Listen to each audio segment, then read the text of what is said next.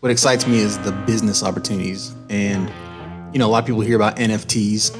NFTs are a big thing. You hear about these yacht club apes or whatever the hell they're called. People buying these things. I think it's all pretty ridiculous. But I do think NFTs will be huge. Not in that world, though. They'll be big. So an NFT is a non-fungible token. All right? So non-fungible token is a token that can't be reproduced. It's one of one. You could make multiples of the same token, but if there was 100 of them, there would only be 100 of them. You couldn't take number 100 and make 5 from that. That's right. You couldn't copy it, I guess. Non-fungible, non-repeatable. And so what will happen is you'll see this large disruption in everything that happens with a middleman, in my personal opinion. So let's think music. Let's use our buddy Matt Poss.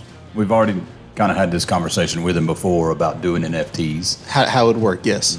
So there's a couple ways to do. Most of the NFTs that are done right now are people offering an NFT, say a Matt Poss NFT, and it's got some kind of cover art or whatever he used on the CD. He basically sells that to his followers, and then he gives them some kind of access to him through that NFT.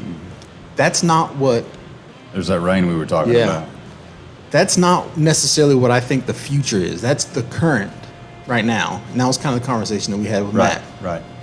But in the future, what will happen is that cover will maybe come with an album he created. That NFT that people buy will be the album. So instead of you buying an album on iTunes, you would just buy that straight from Matt Poss. And then digitally, they would send you all that music, and you would not be able to reproduce it. You couldn't copy it. You couldn't rip it. You couldn't, make a copy and send it to your buddy. There'll be each one will be a one of one, which is great for the artist, right? Because he knows Great for the consumer. It's great for the consumer. It's great for the artist. It's great for the consumer in a way that they could sell that.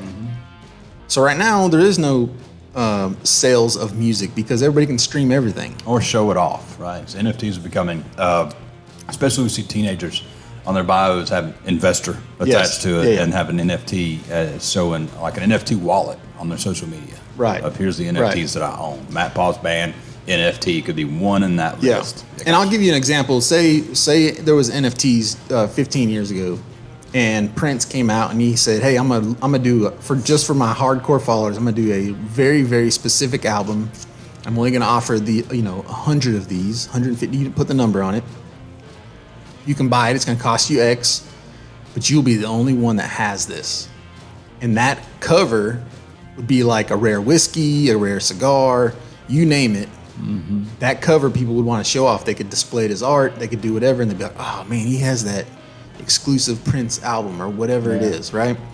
And so that's what's going to happen. That's already kind of happening. But what I see happening is, and then the other thing is too is if he offered that NFT with that album, that could also be access. He could give people access to whatever he wanted them to have access to. For instance, he's got a show he's going to do. Hey, if you hold one of my NFTs, you get in the show free. You get a free ticket for life. Free ticket for life if you wanted to. Sure. Meet and greets. It could be whatever you wanted to. The beauty of it is that, say, Jared Ketterman bought one of those limited NFT albums from Matt Poss, and 5 years down the road, he's like, "I'm not really a Matt Poss fan anymore." He could sell that on a marketplace. No way would I say that, Matt. Yeah. Just saying that. He could sell that on a marketplace. And then another big fan that didn't have an opportunity to buy that initially could then buy that album with all the things that come with it, the lifetime ticket, all that stuff goes with it.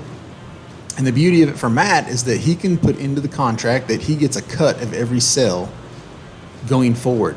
So not only did he make money on the initial sale of the album. This is where you grabbed my attention. Yeah.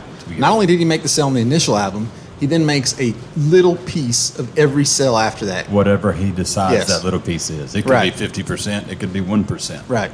So let's say that, Matt sells that initial NFT album for $10, whatever, you name the price. Go fast forward 20 years and he's the next Garth Brooks or whatever. And there's only 100 of them, right? People are going to pay, say, $10,000 for that album, right? Because it's so rare. Guess what? Matt is still making money on that. Yeah. He still gets a forever. And say it's a 1% deal. He made $1,000 on or what would that be? $500 on the sale of that, on the sale of that album. So not only did he sell it the first time, every time it sold there and after, he makes some money on it. And so that's the power of NFT. That's why I say. And the holder of the NFT, if this is an NFT of Matt Potts's NFT that I bought, and I paid $1,000 for that NFT, I can set the sale price to $1 million to the next buyer if I wanted to. And you put if the market was there. Right. You put it on a marketplace, it may or may not sell, but you dictate the price. And so not only is Matt making $500 on the first sale, but if the next sale increases in price, he gets that percentage equal to the sale value every time it sells. Right. So the beauty of this being a win-win-win is that I don't see why it's not going to happen.